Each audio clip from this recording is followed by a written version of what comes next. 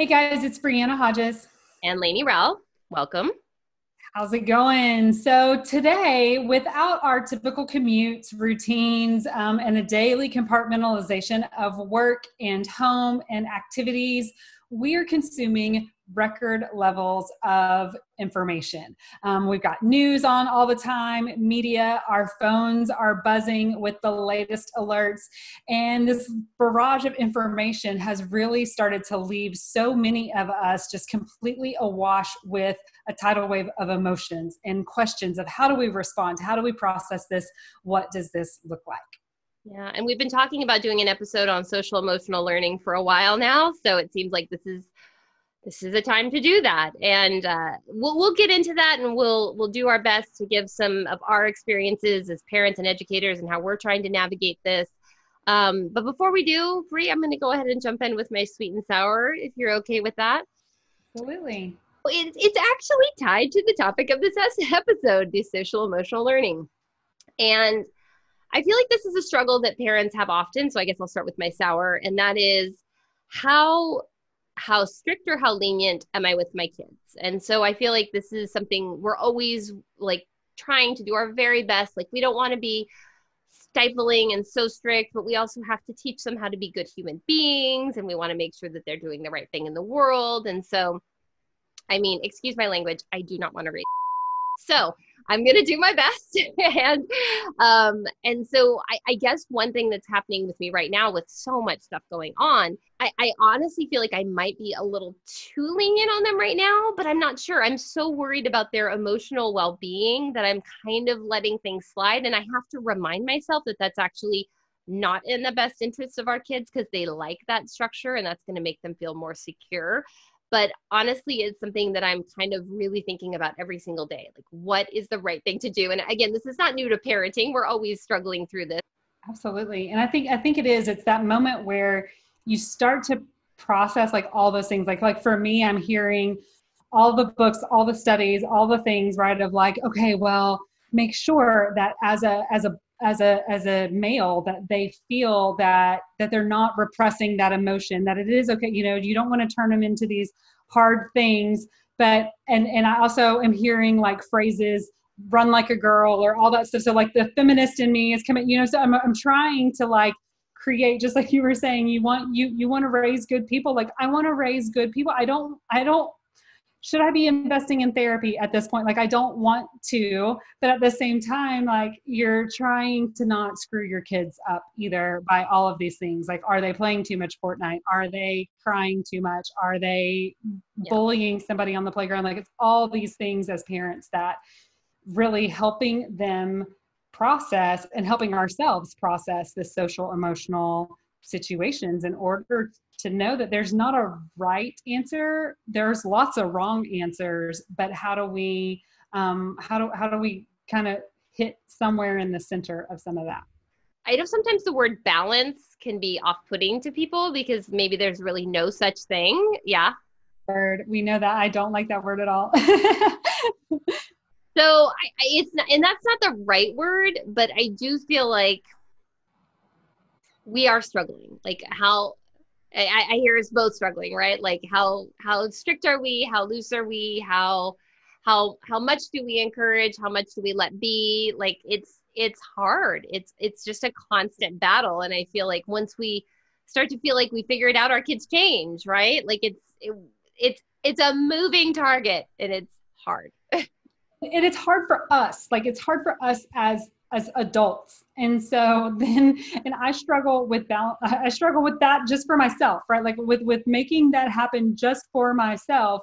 And then I add in these other little people, like, oh my gosh, I can't, it's like, I feel like, okay, I can deal with screwing myself up. It's hard enough to then deal with that too. So much pressure, so much uncertainty, but at the same time, really, really important work that needs to happen. Yeah. And I think as we move forward talking about social emotional learning, I think it's okay for us to talk about it not only in the classroom, but at home. And what does that look like? And so I think, why don't we just dive into that? Is Let's that do good? it. Yeah. Right. Okay. So move into like what we call our tips section, right? Is that the worth the squeeze? Did I get that? Yes, yes.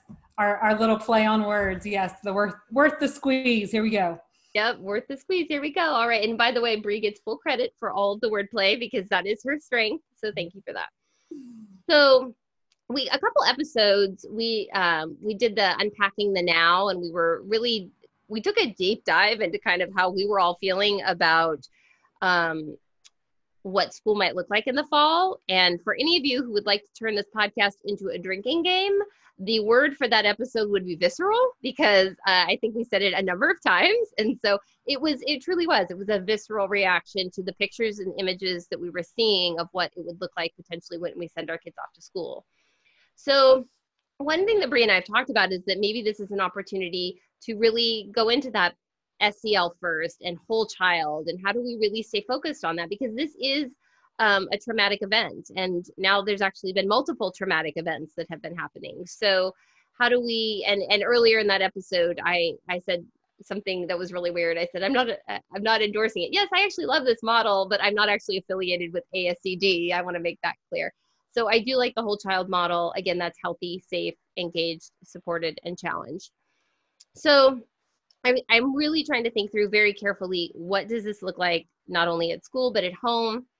And I have two amazing co-authors for Evolving Learner, the book we just released. Sorry, shameless plug. That's terrible. We can edit that out, but we don't really edit. I don't know what to do. Anyway, so my co-author, Christy Andre, is an SEL just guru. She has so much to share, and I love a lot of the things that she shares with me, and I'll give one specific example, and that is the 5-2-5 breathing. And Bree, I'm sure you've heard of this, and I'm sure people who are listening have heard of different ways to do breathing. I love breathing strategies when we're in a tough spot, because you always have your breath with you, right? I love a calm jar. There's so many cool things out there, but in a pinch, you always have your breath with you. And so I'm gonna take a leap here. And do you want to do this with me, Bree? Should we do some 5-2-5 breathing? I always need to breathe. So yes. Because I cannot hold my breath and talk at the same time, I'm just gonna breathe in for 5. I do this with my kids, actually. This is not officially part of the 5-2-5, but we do 2 claps for the hold for 2, and then we slowly release for 5. So if I said that too quickly, which I always talk too quickly, take it in for slow for 5, count of 5, and then I'm going to clap for 2, and then we'll release for 5. So should we give it a try? All right. I'm going to support you with your claps, so that way we can do this together. So. Synchronized Zoom clapping. We're going to go for this. Okay, ready? So here we go.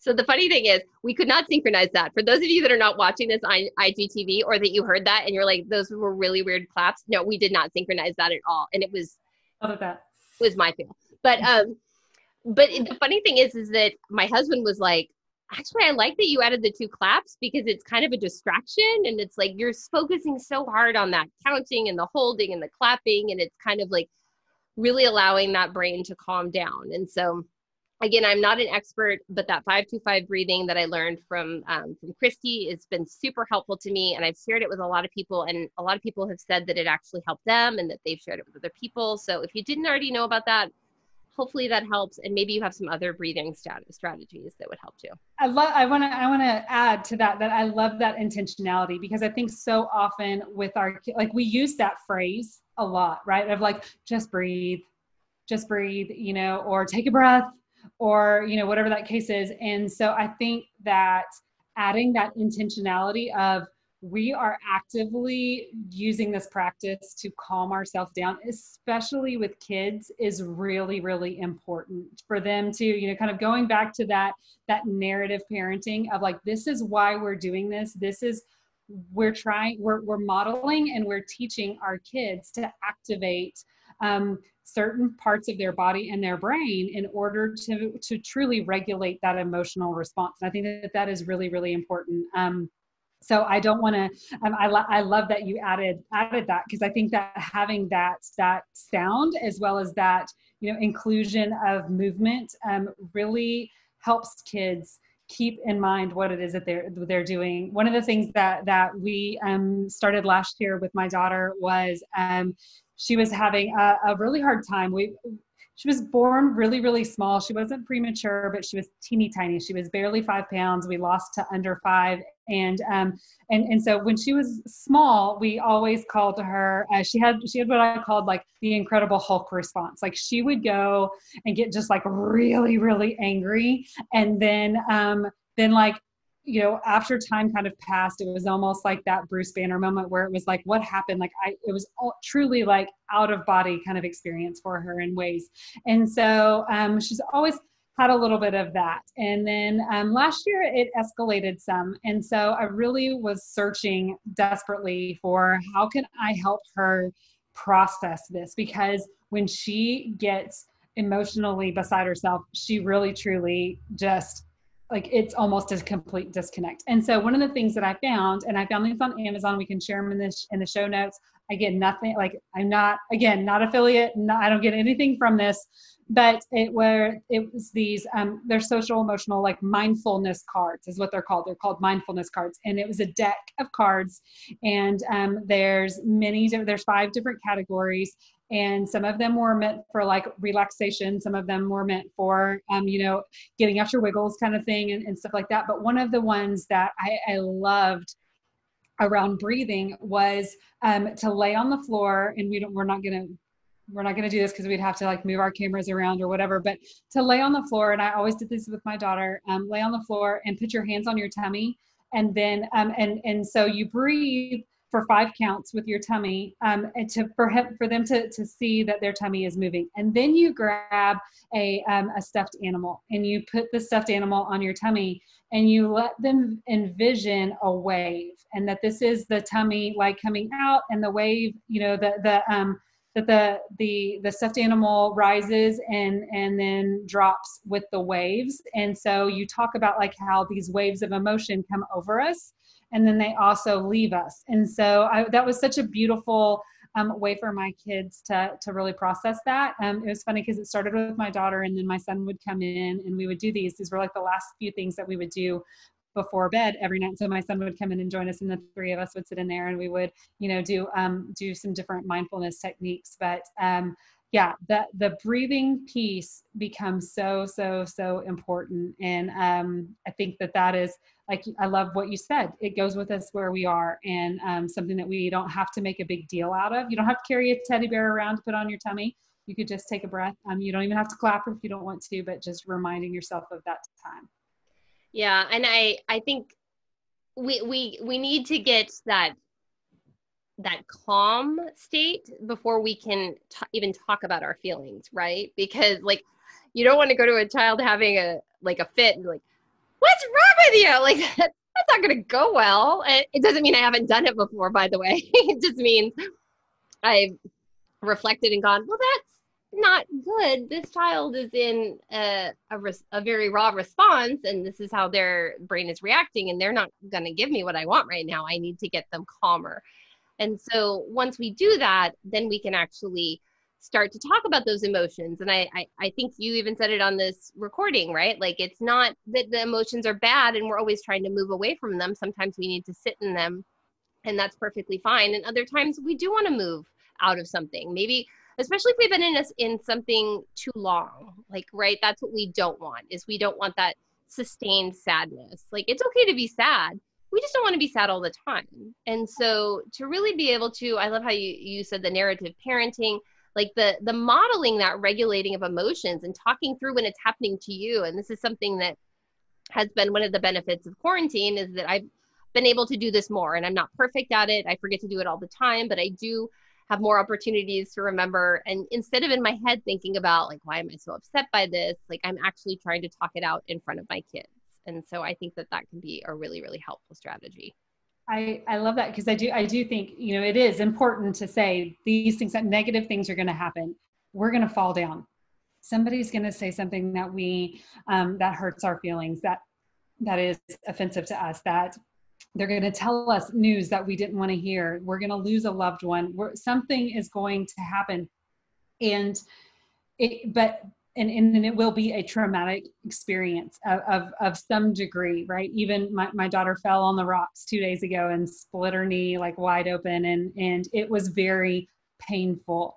That said, the pain passes at a certain point, and then our response to it kind of has to also, de-escalate, right? And so I think that it's like, we can't be in crisis at all times, and our response can't be at that heightened level at all times. And so it's really important that we model that for our kids, and that we also honor for all ages of what it means to pause and let you experience that emotion, because no one can dictate your emotions to you. I mean, I know that I have certainly told my kids so many times of like, it's not that bad. And that's really not fair of me. It's not fair of me to tell them what to feel or tell them how to feel, or to judge them for what they feel. But at the same time, I have to remind myself that I need to say out loud what I really mean by processing those. Because again, I keep coming back to that.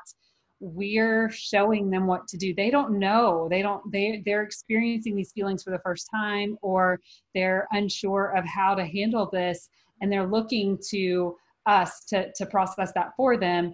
And then we've got to, again, carry that through to adults, right? Like, one of the big things that we're seeing, handling, this time at home all of the time without having these outlets, this barrage of information, like we were saying, seeing these videos that we're exposed to, and that our kids are exposed to, and all of this stuff.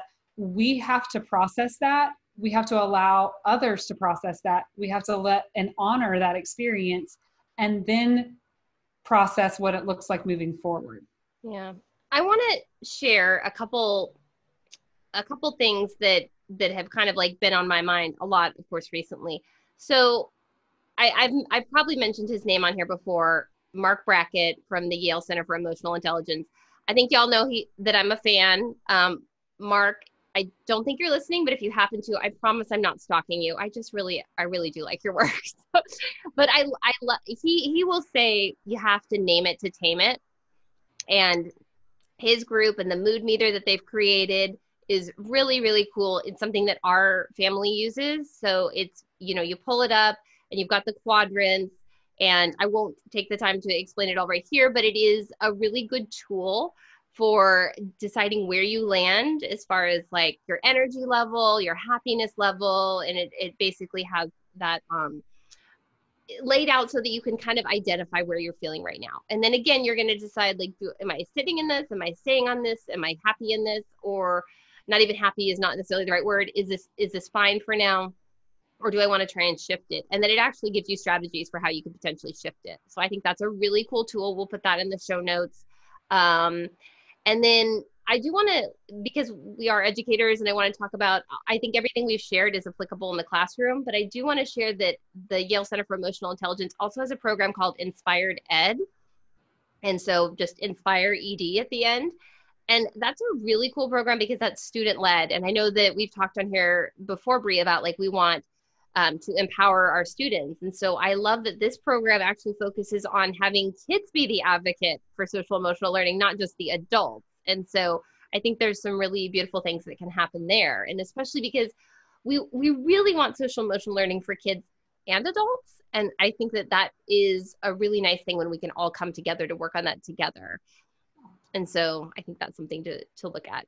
Yeah, I love that. And I want to say that I'll be the first to admit that I am not an expert in SEL. I don't profess to be by any stretch of the imagination. And I will also be the first to admit that when I started hearing SEL and social emotional learning as kind of conversations and phrases that were really starting to come out through education, that the first thing that kind of popped up into my mind was a lot of this like holistic, I mean, like you can already tell, like I'm assuming the yoga pose, right? And I think that is that was certainly a misnomer on my end. That was a complete misunderstanding of what it is on my end. And I think it's something that really we all have a challenge against in the classroom. Like it was seen as that add-on, right? Of like okay, I don't have time to do social emotional learning because I'm teaching grammar right now. And whenever I get through all of that, then I'll come back to it. And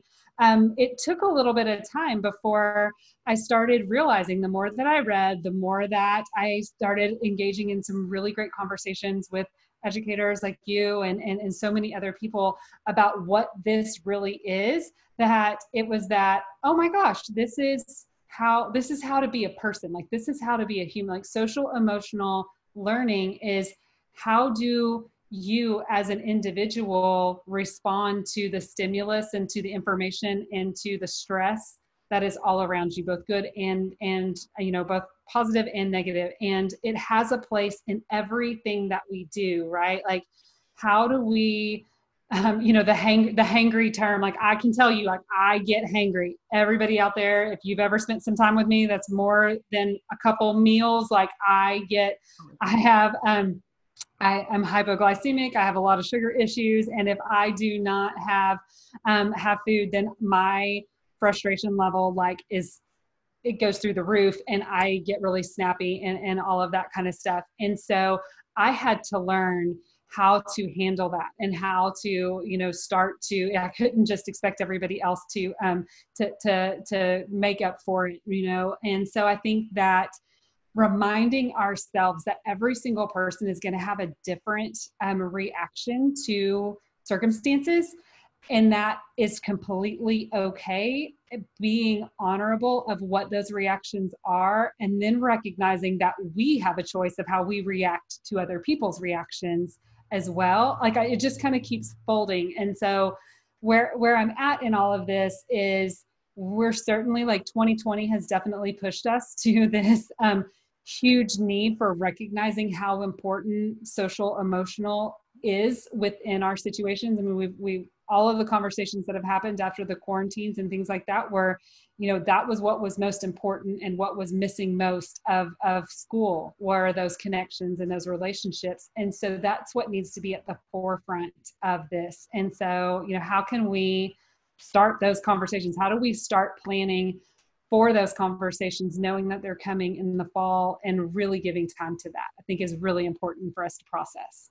I so appreciate that. And I think that's actually a pretty good note to end on, but I do want to just say that I love that you were able to identify kind of what's happening that puts you in that hangry. By the way, hangry is me. Oh my gosh. Anyone in my family can tell you, they're going to run for the hills if I look like I'm too hungry. It is not a good situation. But that reminded me of another person that I'm learning from, trying to be better about understanding how to regulate emotions and things like that. So his name's Jay Shetty, and he is a former monk turned storyteller, which is pretty much the best job title anyone could ever have in the world. And he has a strategy called Spot, Stop, and Swap. And so that's basically what you're doing, right? You're reframing the negative thoughts, because in this simple method, you're spotting what's happening, and you're stopping, you're taking a moment to process it, and then you're trying to swap it out. And so, I'm not doing the mood meter or spot, stop, swap justice, but we can put some resources, and we'll put some links in the show notes for people who want to take a look at that. But there are strategies. And I do think, Bree, you said, when SEL people started talking about it, we kind of all go, and some of us feel like, well, we've already been doing this. And some of us feel like, is this really necessary? And wherever you landed on that, I think, again, like you said, 2020 is definitely the year that's all right, friends, it's time to pay attention. And so I think that this is one of those, again, we've never asked for this traumatic event to be happening, but this is one of those opportunities where hopefully we turn out better on the other side of this because of this. Yeah. I mean, I think you could sum it up by saying social emotional learning, right? We are social beings. That is what we are as human beings. There's no denying that. Whether you're an introvert or you're an extrovert, we are social beings, and we are emotional beings, regardless of, again, however wherever you lie on that range of high spirited or highly emotive or empathetic or whatever the case is. But we are both of those things, and it is crucial to our development, and it's crucial to our sense of belonging, and it's crucial to our education to understand how that changes along the way, and what circumstances cause that. And so, again, I think looking at culturally responsive learning, look at social emotional learning, I think that is encapsulated in a lot of that. That it to me, a very, very loose boiling of all of it is centering on the individual to make sure that your voice is recognized and heard and respected. And so how can we make sure that we're putting that emphasis on that individual? Student-centered learning, learner-centered learning, whatever that looks like, tall, small, all of that in there, remembering that as individuals, we get to feel the way that we feel, and we should honor that and help grow that. Yeah. And Bree, I know that we talked about how we have, first of all, if y'all don't know this, and this is your first, by the way, I am not in Texas. I just said y'all because I like to say it. I'm the Orange County, California, and Bree is in Texas. And so you'll hear me do that from time to time. Apologies. But at any rate, what I was getting ready to say is, if you don't know the show already, we are fully unscripted. We do virtually no prep, and Bree and I just get on and talk. And so we thank you for that. But one thing we did actually talk about ahead of time, again, unusual, is that we want to, in our social media outreach today, wherever you're listening or watching this, we really do know that the work needs to continue. And we want to know if there's anyone out there, if you would recommend someone, or if you're the person who can really help us kind of get a better understanding, a deeper understanding of culturally responsive teaching and learning. And so I'm going to put that out there. Bree, what do you think? I think we talked about that. That's a good idea, right? Absolutely. I think, and I would expand that, culturally responsive learning, social emotional learning, how are you helping address that individual, so that we're not just saying kid and making, one version of that be representative for the entire lot, right? And I think that is so important. We say that all the time. We say that we're after personalized learning. We say that we're all about the individual, and yet we are very quick to generalize instead. And so, who out there, what are you doing? What does it look like? Even if you're not speaking for the whole, right? Like, what is a tip that you found, or is there a book that you're sharing to represent certain ideas and help people feel seen in those ways? And like I said, it's seeing doesn't necessarily mean it's not limited to what you look like on the outside. It can be seeing a student who has different abilities and different gifts. And so, what about those books that are allowing, perspectives into what that looks like for kids who have different abilities and challenges in those ways. I think all of it, so share with us who what and how we can all be better, because it's going to take all of us. Nobody's got it all figured out. And I certainly can't do it for all of my students either in the classroom. I couldn't do that because they're all individuals. And so we want to hear, how we can pull all these different tricks into our book and help people see what they need to see. All right, friends. Well, we're excited to continue the conversation. As always, we appreciate you listening. So thank you so much. And until next time. All right. See you guys out there on social media.